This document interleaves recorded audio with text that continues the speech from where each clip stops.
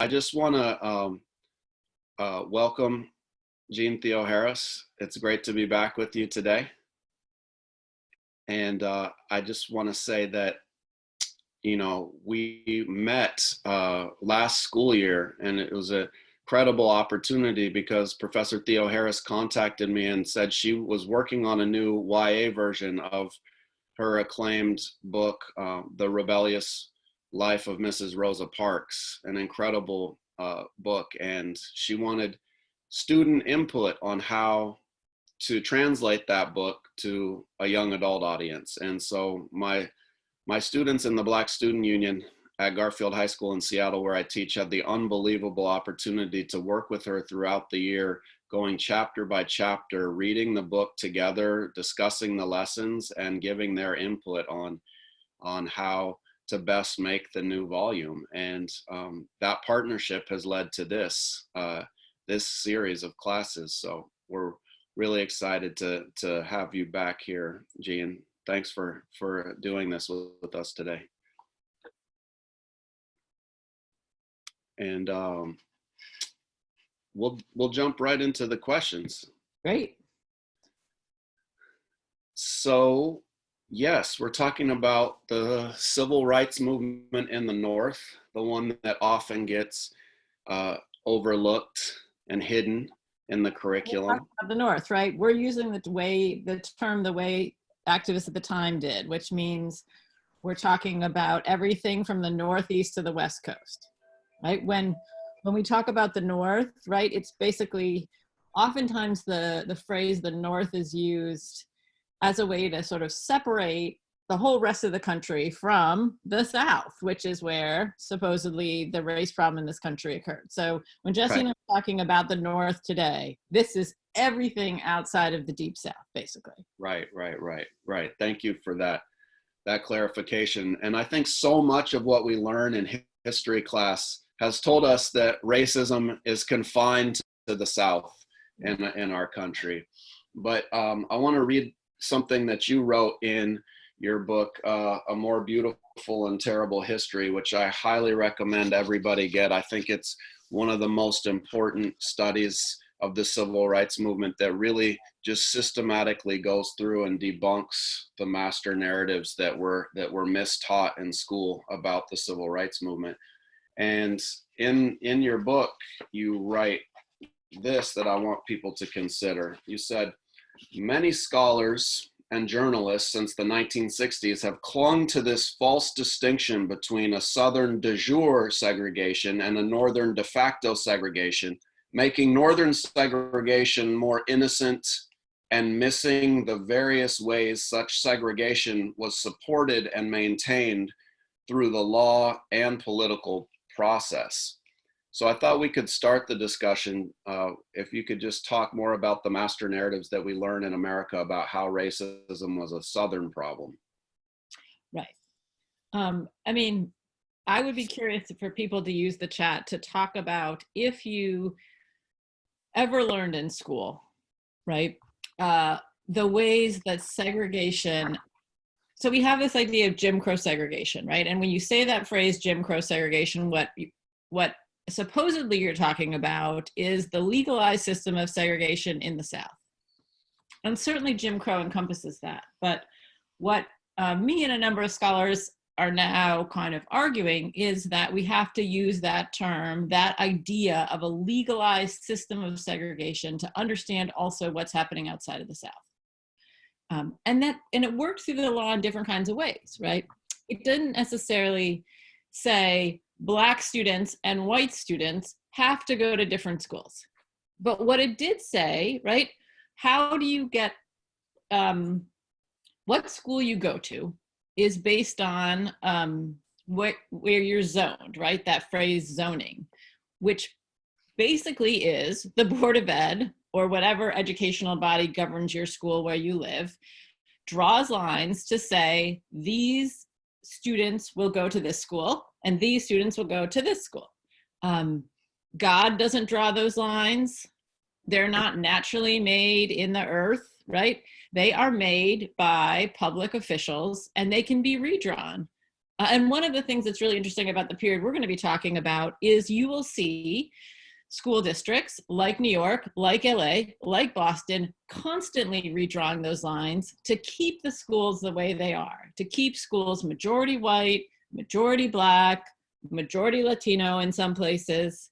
They're constantly redrawing them. So that's one of the ways, if we're going to talk about segregation in the law, segregation in policy, the first way we need to talk about is zoning.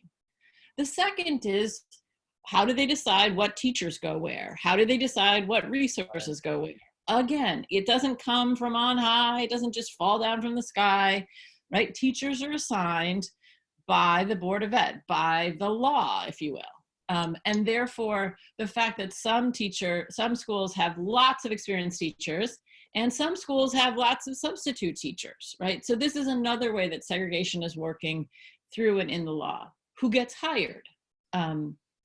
If we're talking about the North, actually one of the big problems in terms of school segregation in the North is that Black and Latino teachers have a very, very difficult time to getting hired. And in fact, the numbers of Black and Latino teachers being hired in cities like New York or LA are much lower than the population. And even people with the qualifications are finding it hard to get hired. And that persists to today, right? That's right. a problem that was then and today as well. Right. If we're going to talk about something like voting rights, right? If we think about the South, one of the issues of voting rights in this period is voter registration, right? And we were talking about this a couple of weeks ago with Rosa Parks and how there were these barriers in terms of the tests that were given or poll taxes. The barriers in the North are not necessarily in the area of registration. They're in the area, again, they're in the area of districting, of how your district is drawn. And there's that word gerrymandering. And what that word gerrymandering means is that districts are drawn in particular ways to favor particular sorts of groups of people. And very much the way districts were drawn was to weaken or sort of make almost impossible Black people to elect people to represent their interests.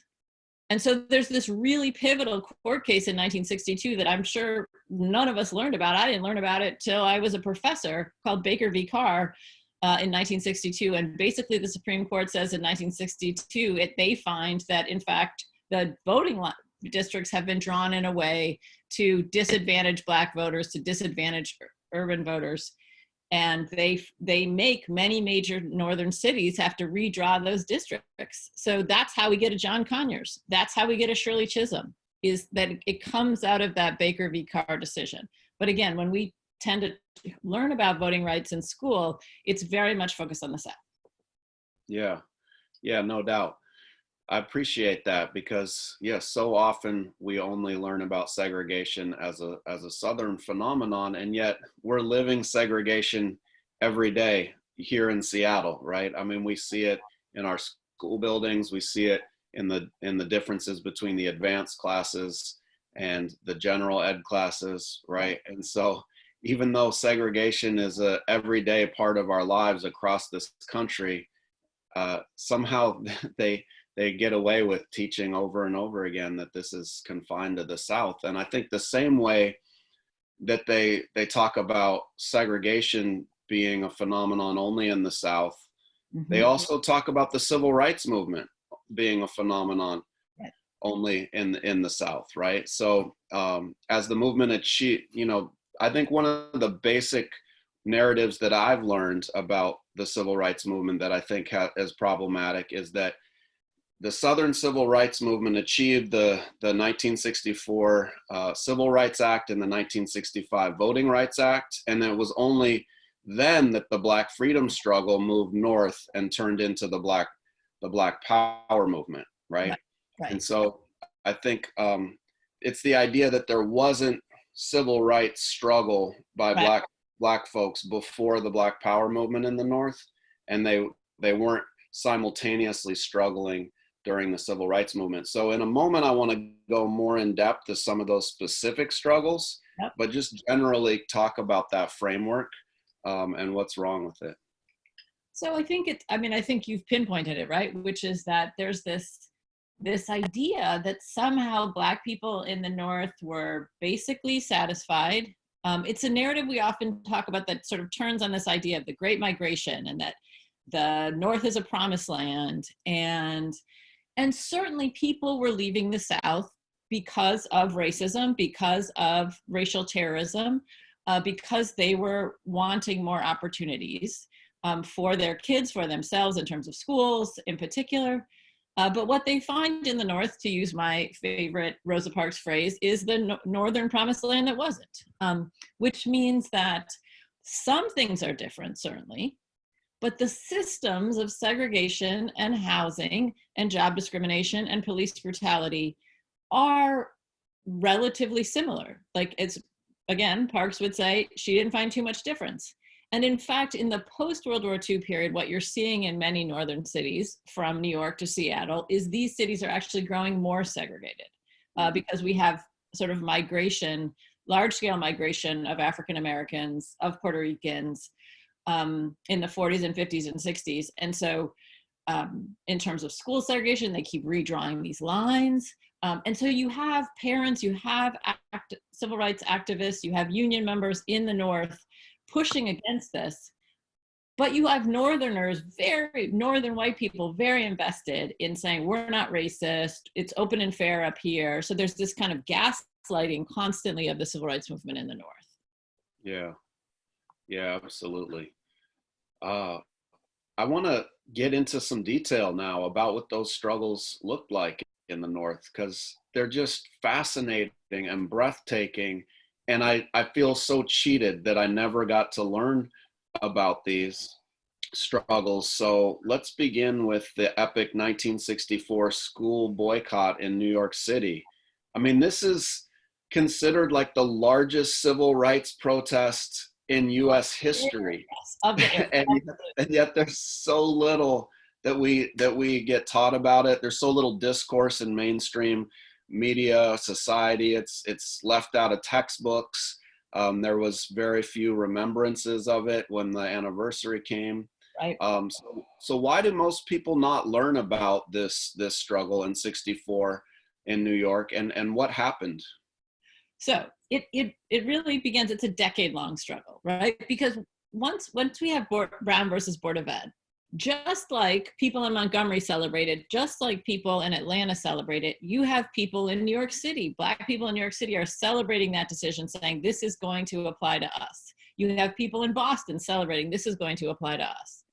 And you begin to see parents, civil rights leaders start to push to say this should apply to us. And the reaction in New York is not the same as what you see in many Southern places. So New York and New York's Board of Ed and New York Superintendent, they're celebrating the decision in a larger sense, but they keep saying, well, we just don't know if it applies to us. Right. And you begin to see civil rights activists and like Ella Baker, right? We often, again, associate Ella Baker with the South, but Ella Baker's actually running the Harlem NAACP in the mid-1950s. And she's very much like, this should apply to us, and we have segregation here, and we want to make this real here. And so you begin to see Ella Baker and a number of parent activists organizing, trying to get sort of the Board of Ed to change. They have a big demonstration in 1957 at the beginning of school outside of City Hall. And again, New York's response is like, well, we don't think it applies to us, so let's do what is a classic Northern tactic, which is let's form a committee to study it. And so Right. they do.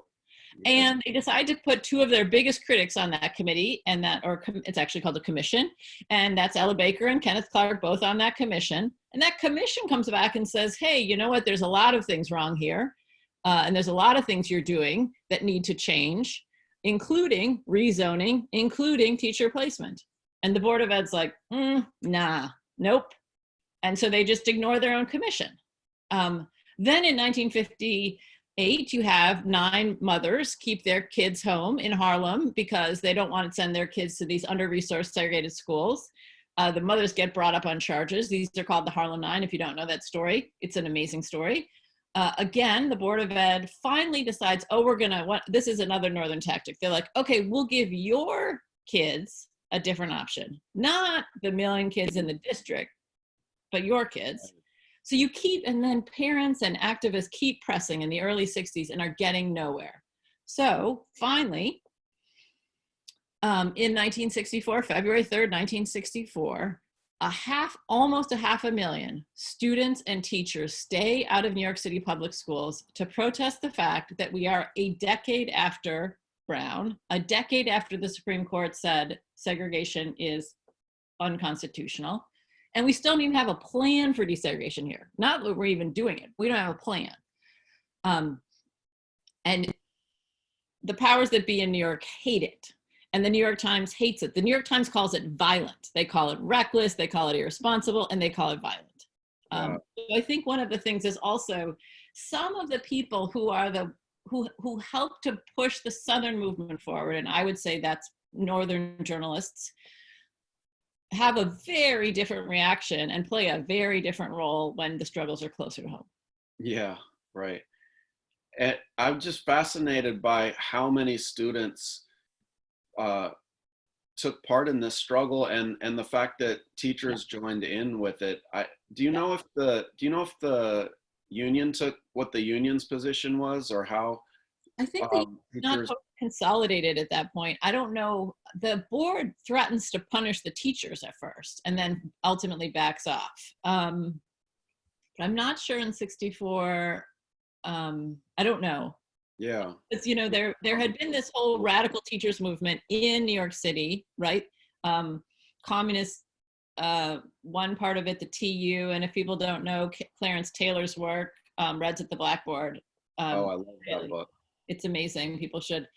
So there had been a strand of teacher organizing and activism that had allied with parents, but many, many teachers stood in the way in New York City. And that's a really hard story, I think, to have to tell. But when you begin to see civil rights activists in the late 50s pressing for changes in teacher placement, one of the big pushbacks is coming from certain teachers. Not all teachers, absolutely, but certain teachers. But I'm not sure what the UFT did in terms of the school boycott. Yeah, I'm gonna have to look that up and get some more details on that. I mean, the unity between students and teachers today building the Black Lives Matter at School movement has been critical, and it's just really important to see precedent for what we're doing. And you know, all the way back to the 30s, like you said, in the TU, I mean, those stories are incredible to learn about how, you know, there were textbooks being taught to students in New York glorifying the Ku Klux Klan and saying they were a savior organization, and to see radical teachers join together with some folks from the NAACP and others to make their own textbooks, to build struggles and protests, and then see that continue in this kind of boycott is amazing. But yeah, that, you know, that the biggest civil rights protest in our history was in New York in '64, but education was a focal point of civil rights struggle in the North. And I wonder if you could talk more about the busing wars, especially in Boston. Right. Before we get to Boston, we have to tell a kind of the slightly sort of sad, what shall we say, next chapter after so we have this massive boycott in February, and white parents start to get nervous that the Board of Ed's going to respond to this. So in March of 1964, about 15,000 white parents, mostly white mothers, march over the Brooklyn Bridge to protest. The Board of Ed is floating a kind of modest school pairings program, pairing about a couple dozen schools to do a little bit of desegregation, and these white parents don't want anything to do with it. So they march over the Brooklyn Bridge to protest, you know, their rights. They're using civil rights tactics, but it's basically like basically no desegregation. And interestingly, it gets massive media coverage. And that media coverage is playing basically in the background as US Congress debates the Civil Rights Act. And so one of the underbellies of the Civil Rights Act that, again, we don't talk about very much is that the Northern congressmen who are leading the fight to get the Civil Rights Act also realize they don't want this coming back to their constituents. Right. And so they end up putting this loophole. So one of the things the Civil Rights Act is going to do is it's going to tie federal funding for schools to desegregation. But they don't want that to happen to their schools. And so they put this loophole in. So basically, there's a part of the Civil Rights Act that defines desegregation. But then they put this loophole in saying desegregation shall not mean basically assigning students to correct racial imbalance, because that's how Northerners talk about their schools. They're racially imbalanced. And so they put a loophole into the Civil Rights Act that is effective in basically preventing. So the Civil Rights Act passed. Parents and activists in Chicago tried to use the Civil Rights Act to challenge Chicago's segregation, and basically that loophole allows for the Chicago Board of Ed not to do anything. And similarly in Boston, right? So that part of what's happening, if we're going to skip to the Boston story, is you have this long-standing, and I saw somebody write about this in the chat, we also have this long-standing movement in Boston. Similarly, people had been organizing before 54. One of my heroes, Ruth Batson, right? Again, we get Brown and parents and activists in Boston are like, okay, we're finally going to get some desegregation here. They're organizing all sorts of things. They're organizing rallies. They're organizing parent groups. They start to organize their own busing programs in the early 60s. One of the things Northern schools do is they start to pass these things called open admission. So if you can get to this school and if they happen to have a spot, well, you could go. Right. So they do this in Boston. And so a Black parent group basically forms this thing called Operation Exodus, basically to pay for their own buses to get their kids to these schools. They think they're going to shame the school committee into sort of doing it, and they don't. But I think one thing that reminds us of is that the bus is present, whether it's in New York, whether it's in Boston, whether it's in LA, the bus is present in these cities long before busing, right? And it's being used for a lot of things, but one of the things it's being used for is to maintain segregated schools in a city like Boston. So the way that we tend, and the media tended to talk about busing in the late 60s and 70s, acquiesced to white parent discourses, right? They didn't want to seem like they were like racist Mississippians. And so they're like, we're not segregationists. We just don't like busing. But it's like, your kids are being bused already, but you don't see the media pressing that issue. So in Boston, 85% of kids are bused before busing. And yet, that's not the story we tell about Boston. Right. And that parents in Boston, white parents in Boston, white political leaders in Boston realize how useful this language of busing is by the early 60s. And so you begin to see them talking about, we're against busing. And sort of, they realize how useful this language is, right? Yeah, and I think that point's worth underscoring, that they were already busing their kids. So it wasn't that they were against busing, it's that they were against desegregation, right? Yeah. As Julian Bond would say, it's not the bus, it's us. Right. And so I think we had a moment, as people may remember, last summer in one of the first Democratic Party debates where we began to have maybe an inkling of we were going to have a real honest conversation about this and about what it meant for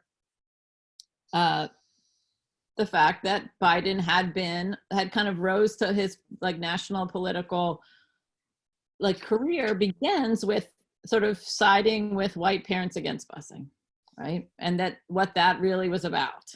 And we had a brief moment when we saw like Kamala Harris challenge him, and then obviously she folded on that issue. But I think to really talk honestly about what it meant to be anti-busing was about how Northerners wanted a more palatable way to disguise their vehement opposition to desegregation. And I think that's one thing we have to really reckon with, is that opposition to school desegregation was as strong in the North as it was in the South. It didn't necessarily take the same forms, but as I think somebody brought up in the chat, when UCLA put out that study, right, on where the most segregated school systems, the top one is New York, right? Right. Yeah, and the schools in the North today are more segregated than in the South in general. I taught at an elementary school in DC when I first started. It was 100% Black school. Yep. And most schools are highly segregated still to this day. And the work of like Nicole Hannah-Jones writing about school segregation has been really important. Yeah. Why is it so persistent?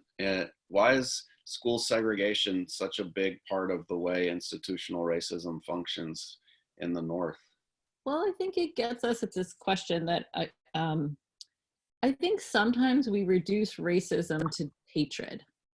I think that's an aspect of racism, but I think what grappling with the kind of history of the North forces us to see is that it's about resources. It's about hoarding resources and feeling like you deserve what you have, right? And that, right? I mean, why is school segregation so prevalent?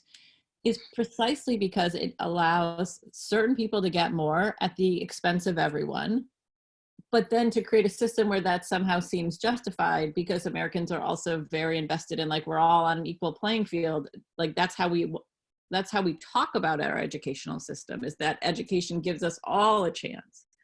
But obviously what segregation does is it gives some people a better chance, right?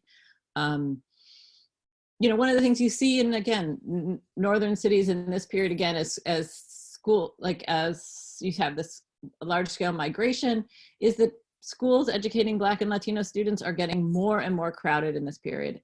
And instead of being willing to change the zoning to sort of to make them less crowded, what you see is that the Board of Ed in New York or in LA, they start to say, okay, we should have double sessions. Some kids go to school in the morning and some kids go to school in the afternoon, right? And Black and Latino parents are organizing against this, but that it shows how, right, to really fairly distribute these resources would have meant changing the kind of advantages that some people were getting through this system. Absolutely. And you saw just how hard white folks were willing to fight to keep those advantages. In Boston, like watching some of the videos of the attacks on Black students on buses is just horrific to see. Right. So I guess just a last question before we break out into rooms and talk. If there's any civil rights leaders outside of the South that we should know more about, that people should look up and read more and study. I mean, I started my career teaching at the Jeremiah Burke High School in Dorchester in Boston. And that's where sort of my interest in this history kind of begins.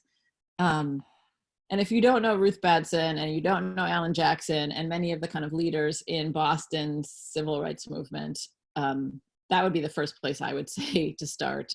Because in fact, Boston figures into the way that the kind of traditional narrative tells it, right? Which is we have civil rights, like Jesse said, to Black power, and then we have the Boston busing crisis, right? Where white people get to like play the main role.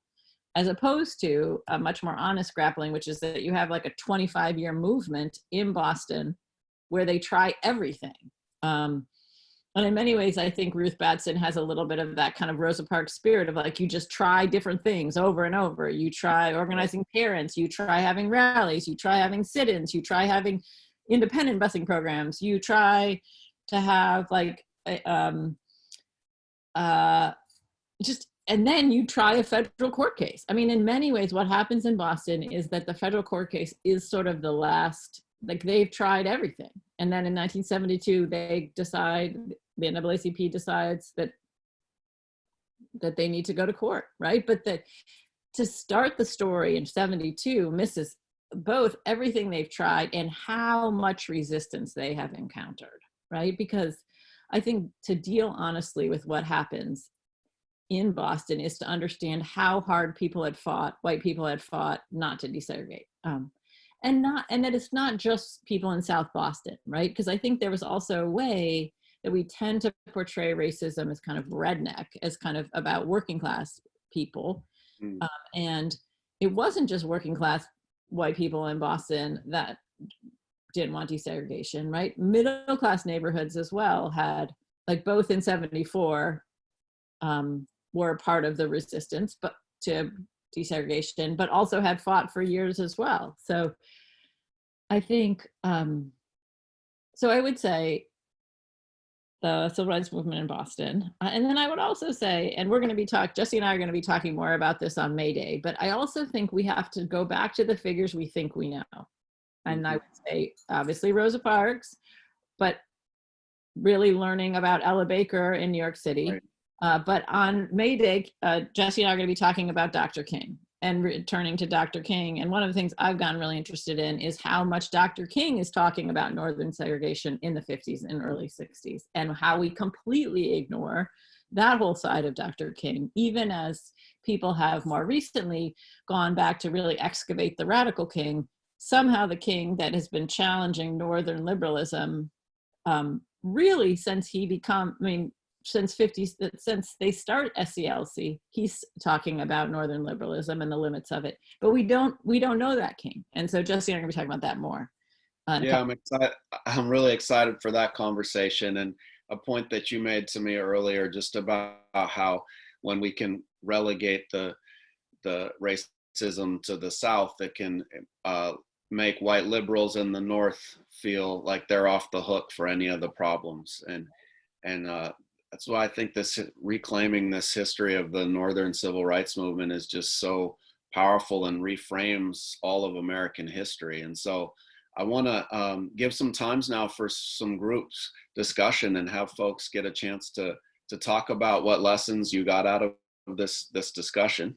So we're going to pause so that you can meet some fellow participants and process what you've been hearing.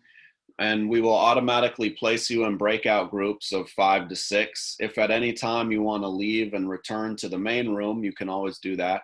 Once in small groups, go around and introduce yourself and say where you are from. And in some groups, there will be a Zinn Education Project teacher volunteer who will introduce themselves and help facilitate the discussion. But given the size of this group, we don't have a facilitator for every breakout room. So if there's not a facilitator in yours, then we just ask that the person with the first letter of their first name closest to the beginning of the alphabet start, and then pick the next person to speak, and so on. And so you're going to quickly introduce yourself with your name, where you're from, and your role, and then go around the room and do that, and then have an open discussion about what surprised you most about this discussion and the civil rights movement in the North.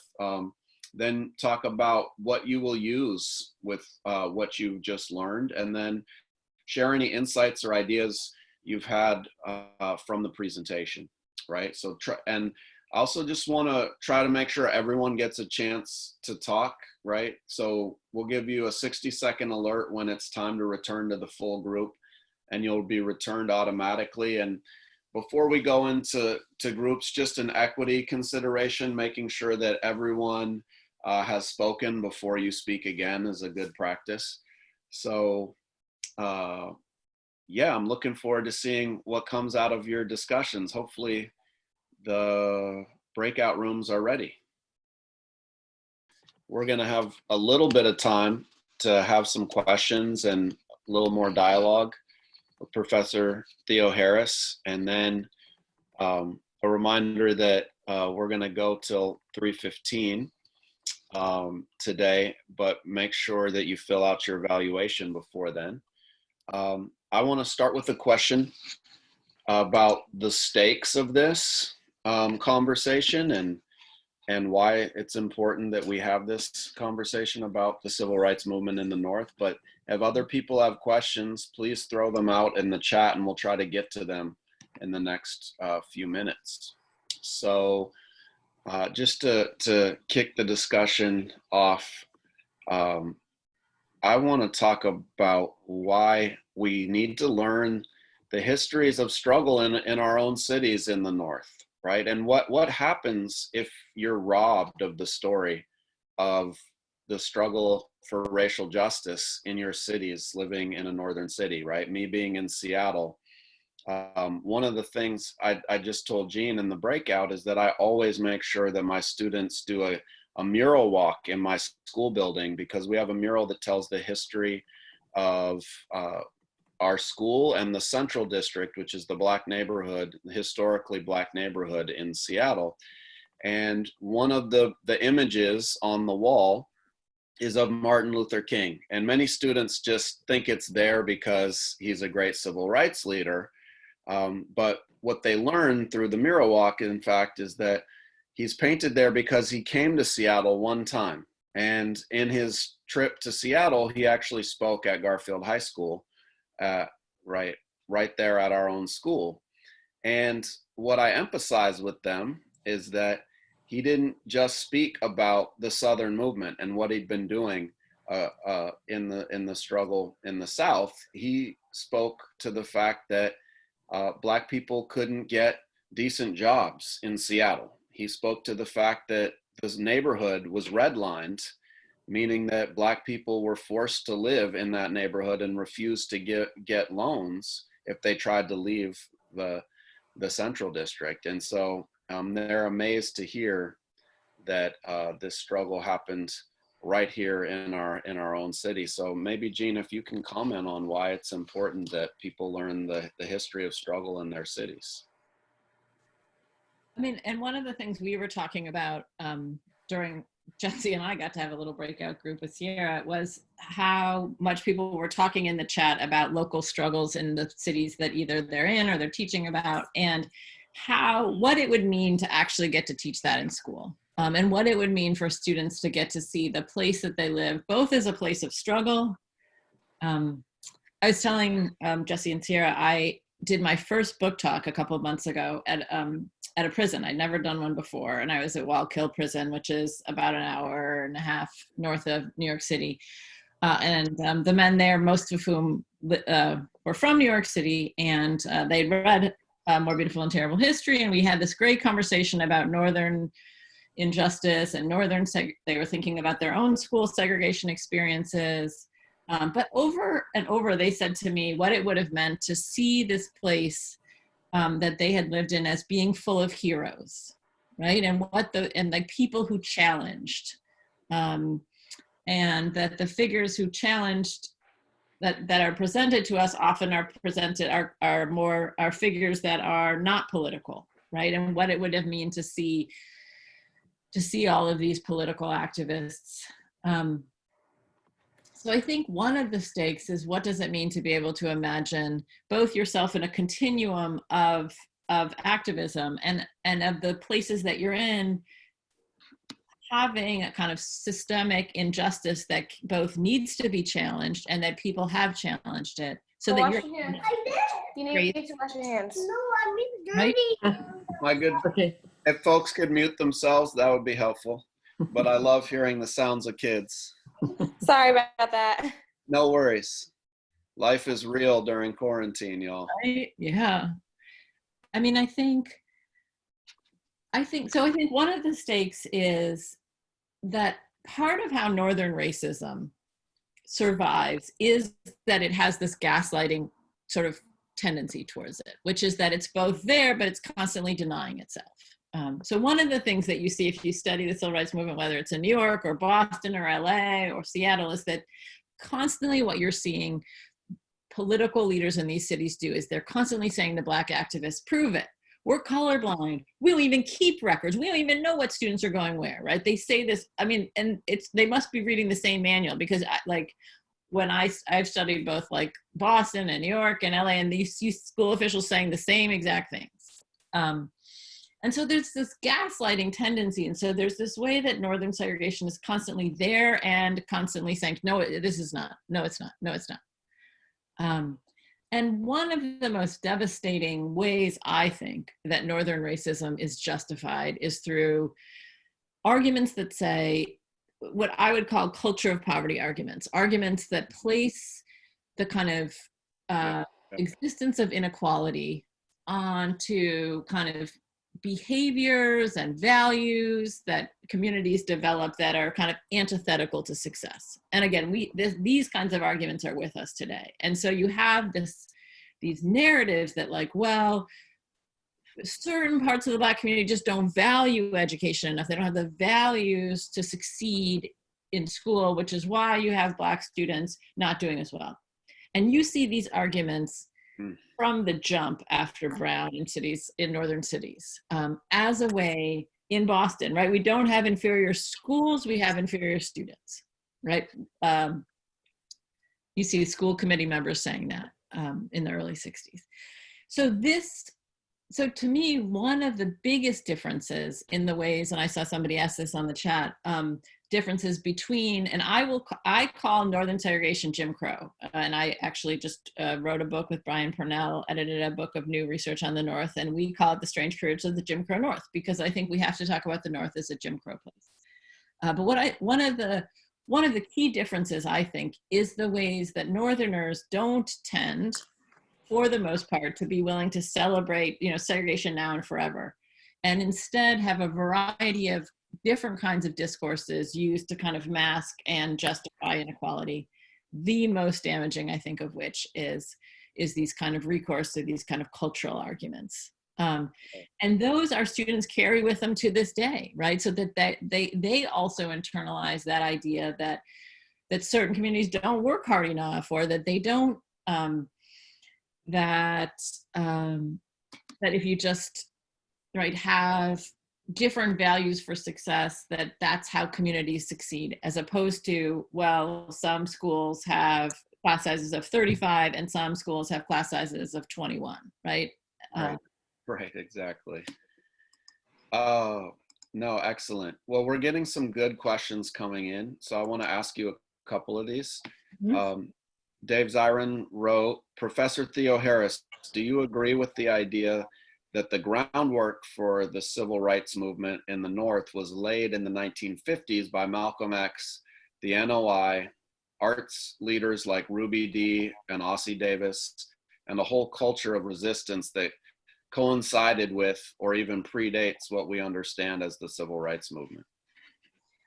I mean, I certainly think that's one strand, but I think that where I would be a little hesitant is that also privileges certain leaders we know and misses, I would argue, parent activists. So again, I talked about it very briefly, but one of my favorite stories of New York is the Harlem Nine and the mothers who organized to keep their kids out of school. And that's in the later 50s. And one of my favorite activists in that struggle is Mae Mallory. And Mae Mallory is one of those mothers who keeps her kids home. And she's gotten increasingly enraged about her kids' schools, including that they don't have functioning toilets in many of these schools in Harlem at this time, and including that her son comes home and starts to count the pipes under the sink. And she's like, what are you doing? And then it turns out that this was the teacher's assignment. She goes to ask why they're having this assignment. And it's basically because the teacher is grooming her son to be a plumber and not to go on, right? So that there's this certain kind of tracking is a huge feature of segregation, and particularly segregation in these sort of northern cities. And so I would say absolutely there is a strand of people like, again, we can think of Malcolm also as a local civil rights leader, and he's based in New York and he's based in Harlem and Queens. He lives in Queens, and but there's also all sorts of other local activists on the scene too. And at the same time as, again, this, like, if we think of the kind of narrative of the Southern sort of heroic movement in the kind of post-54 era, we have the same kinds of people in New York doing things right alongside, whether it's at Little Rock, whether it's Birmingham. You have people in all these other places outside of the South doing these things at the same time. It's not just after 1965, which is where I think you started our conversation today, Jesse. Right. Excellent. Well, we have another question from Mason, who asks about charter schools. Says, interested in how the current controversy around charter schools plays into the desegregation conversation. On the one hand, they rely on privilege like transportation and pull money from public schools. On the other hand, they provide a public alternative for families that are struggling in the school districts and can't afford, aren't able to opt into private school. Right, right. And I think Noliwe Rooks has this great book, Cutting School. I love that book. I'm getting to join with her in conversation next week. I can't wait. And I think one of the things she always reminds us of is how much money there is to be made in segregation. And so there's both how much money there is in keeping these schools segregated, but then these constant solutions, right? That we can't understand charter schools as a solution because they're constantly touted as a solution to help our Black kids without understanding that they trade on segregation, right? And they profit from, in many ways, segregation. I also didn't want to miss, I saw somebody ask a question about LA, and LA is also kind of near and dear to my heart. And I think understanding that there is also one of the most damaging narratives I think found in our textbooks is this idea that like just Watts explodes just out of nowhere. That tends to get written, we have the voting rights, and then 3 weeks later, Watts exploded. And that's typically the first time we see the North in the sections of our textbooks on the kind of civil rights era. But how would it change that textbook if we actually had a history of the civil rights movement in LA pre-1965? A civil rights movement that was taking on school segregation, a civil rights movement that was taking on police brutality. So if we're going to talk about Malcolm, right, in 1962 in LA, right, there's a confrontation between the police and the Nation of Islam that leaves Ron Stokes dead, a number of members of the nation wounded. And you begin to see this united front struggle around police brutality in the city. Malcolm comes out to join it. Elijah Muhammad calls him home. This That's is right. A really pivotal moment, I think, in why Malcolm's going to leave the nation. And I think we often talk about that just in moral terms, but I think we need to also talk about the kind of political, and people do, right? So there's this movement around police brutality for years before 1965 that gets nowhere. And the city's constantly gaslighting it and constantly saying Black people are the problem. We're not the problem. And then you have this whole long struggle in LA and in California around housing segregation. And they finally get, in 1963, a law passed at the state level, outlawing discrimination in the rental and sale of property. And what do you get? You get it because in California, you have those propositions. You have realtors and local white people get together and get a proposition on the ballot in 1964, basically to repeal the Fair Housing Act. And they succeed. So in 1964, Californians, by a 2-to-1 majority, send Lyndon Johnson back to the White House, and at the same time, by a 2-to-1 majority, say we want the right to be able to discriminate in the sale and rental of our property. And so Dr. King will talk about this as, like, King is in LA a whole bunch in 1964, joining with groups fighting Prop 14. This is called Prop 14. And he will talk about this as a vote for ghettos, and this being one of the, if we're going to see kind of the various things that lead to the Watts Rebellion, one of it is this whole long struggle around fair housing and then the passage of Prop 14. Yeah. So, yeah. Thank you for raising the struggle in LA, because I think the Watts uprising looks very different when you see years of struggle that has really gotten nowhere on school segregation, this like backlash against progress on housing segregation, and then again, also no progress on police brutality.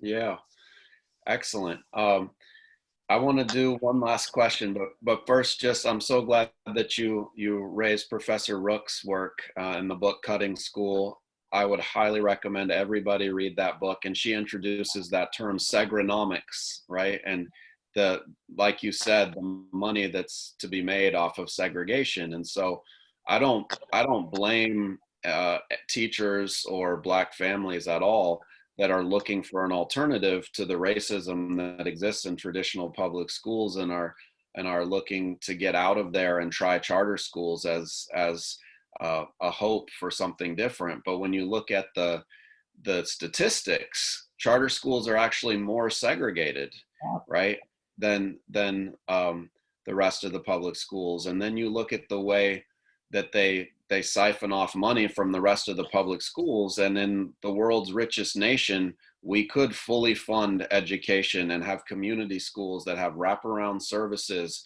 I mean, it is a crime against humanity that there's not a nurse in every school in America, right? And we could afford that. And now in this time of COVID-19, we know that it's a crisis if we don't. And yet people want to have like a separate school system rather than just fully fund the entire school system. So I appreciate you raising that point as well. And there's a question also about how struggle occurred with other multiracial solidarity and struggle, and what did it look like? Maybe talking about some of the walkouts in LA, but other groups, Mexican and Asian resistance and multiracial solidarity. So the fight against Prop 14 that I was just mentioning was a multiracial coalition.